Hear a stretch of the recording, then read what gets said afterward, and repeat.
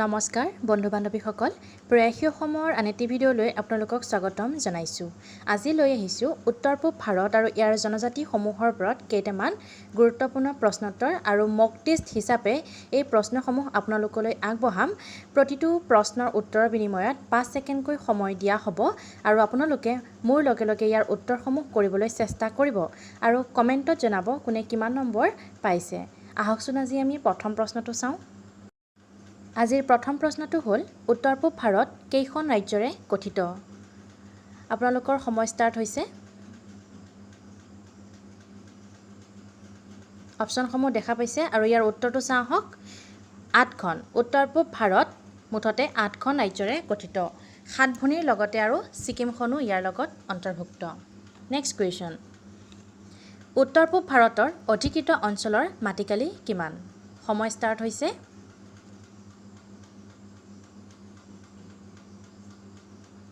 আহকচোন ইয়াৰ উত্তৰটো চাওঁ। ইয়াৰ উত্তৰটো হৈছে 2,55,000 বৰ্গ কিলোমিটাৰ। Next question. কোনখন ৰাজ্যত বৌদ্ধধৰ্মী লোকৰ জনসংখ্যা বেছিকৈ পোৱা যায়?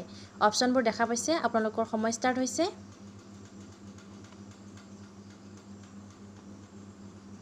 ইয়াৰ উত্তৰটো হৈছে অৰুণাচল প্ৰদেশ। Next question. উত্তৰ পূব ভাৰতত কিমানটা উপজাতি সম্প্ৰদায় পোৱা যায়?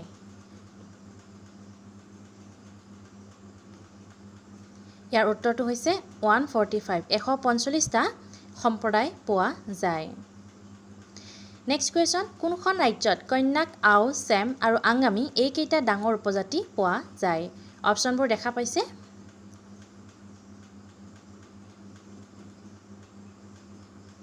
সময় শেষ হৈছে। ইয়াৰ উত্তৰটো হৈছে মণিপুৰ। Next question. গেলং আৰু নিয়াবী উপজাতি সম্প্ৰদায় ক'ত পোৱা যায়? এই দুটা উপজাতি ক'ত পোৱা যায়? অপশ্যনবোৰ দেখা পাইছে।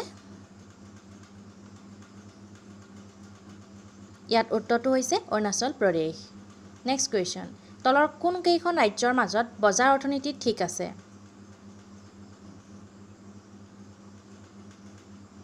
ইয়াৰ উত্তৰটো হৈছে নাগালেণ্ড আৰু অৰুণাচল।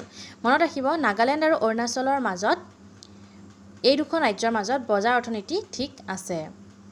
Next question. উত্তৰ পূব ভাৰতৰ জনজাতিৰ মাজত কোনবিধ খেতি সঠিকভাৱে হয়? অপশ্যনবোৰ দেখা পাইছে।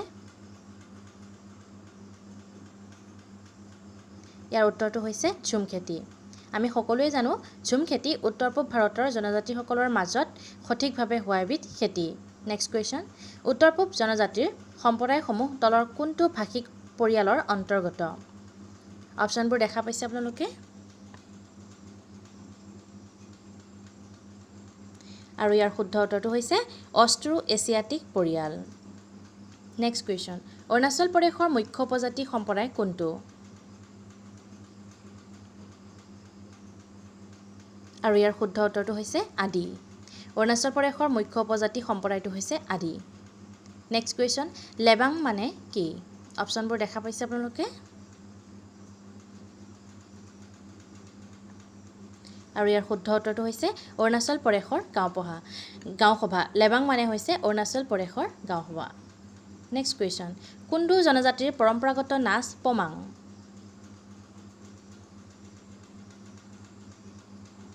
আৰু ইয়াৰ শুদ্ধ উত্তৰটো হৈছে আদি। আদিসকলৰ পৰম্পৰাগত নাচ হৈছে পমাং। Next question. নিচীসকলৰ মুখ্য নাচ কোনটো?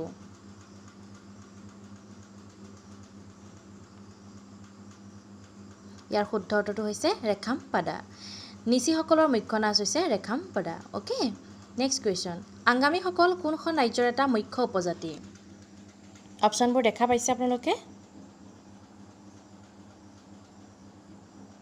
ইয়াৰ উত্তৰটো হৈছে নাগালেণ্ড। আংগামীসকল নাগালেণ্ডৰ এটা মুখ্য উপজাতি। Next question. নগাদা কি? অপশ্যনবোৰ দেখা পাইছে আপোনালোকে। ইয়াৰ উত্তৰটো হৈছে নগাদা হৈছে এবিধ কৃষি উৎসৱ। Next question. কোনটো জনজাতিয়ে মাতৃতান্ত্ৰিক সমাজ অনুসৰণ কৰে? এইটো খুবেই সহজ প্ৰশ্ন। আৰু ইয়াৰ শুদ্ধ উত্তৰটো হৈছে খাচী। খাচীসকলৰ সমাজত মাতৃতান্ত্ৰিক সমাজ বৰ্তমানেও অনুসৰণ কৰা দেখা যায়। Next question. উমছাৰ নাংখাৰী কোনটো উপজাতি সম্প্ৰদায়ৰ নাচ?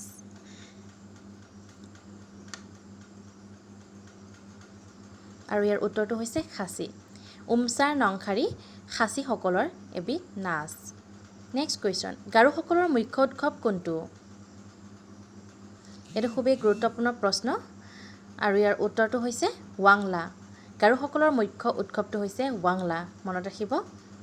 নেক্সট কুৱেশ্যন, কোনটো সম্প্ৰদায়ৰ মূল নাচ হৈছে আজিম ৰোৱা? অপশ্যনবোৰ দেখা পাইছে আপোনালোকে।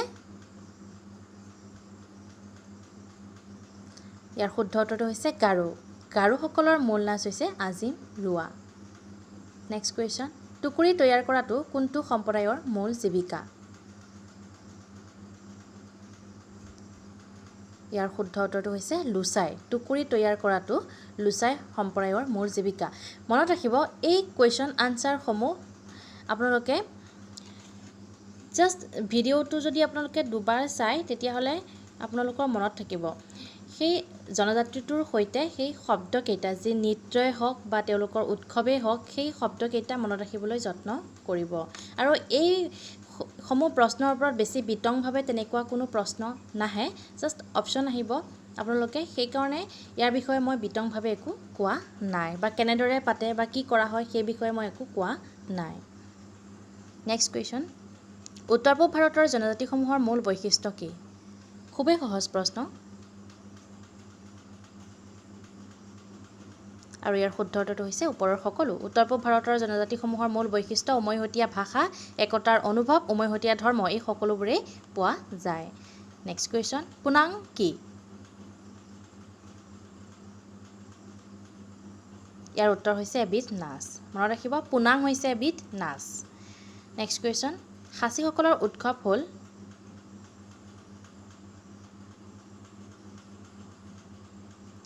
আৰু ইয়াৰ শুদ্ধ উত্তৰ হৈছে কা-চাত-চুক। খাচীসকলৰ উৎসৱ হ'ল কা-চাত-চুক।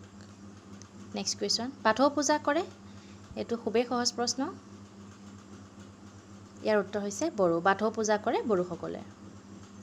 আজি শেষৰ প্ৰশ্নটো হ'ল, উত্তৰ পূব ভাৰতৰ জনজাতিৰ জীৱিকাৰ মূল উৎস কি?